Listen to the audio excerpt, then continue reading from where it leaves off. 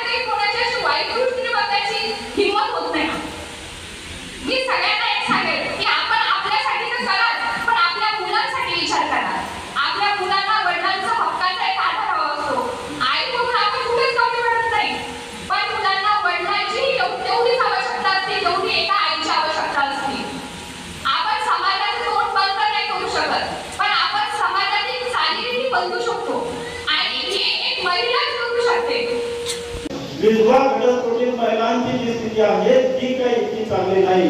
आजही त्यांना अनेक प्रकारे अपमान सहन करावा लागतो, अपमानित जीवन जगावं लागतं, असं माझ्या अगदी लहानपणापासून माझ्या निदर्शनास आल्याचं कारण असं आहे।